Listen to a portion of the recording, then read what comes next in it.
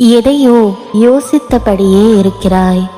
வாழ்க்கையில் வருவதை அனுபவித்து வாழ வேண்டுமே தவிர தேவையற்ற குழப்பங்களை மனதில் சுமந்து கொண்டு தேவையில்லாமல் யோசித்து கொண்டிருப்பதை தவிர்த்து கிடைத்திருக்கும் இந்த வாழ்க்கையை எப்படி போராடி ஜெயிப்பது, இதை பற்றி யோசித்து வாழ்க்கையில் வரும் மேடு பள்ளத்தை கடந்து எப்படி மீண்டு வருவது என யோசித்து வாழ்க்கையில் வரும் மின்னல்களை எதிர்த்து வாழ வேண்டும்.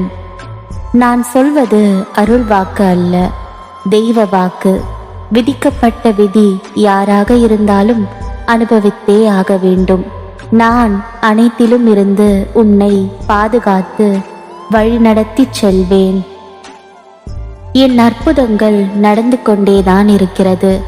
அதை நீயும் பார்த்து கொண்டே இருக்கிறாய்.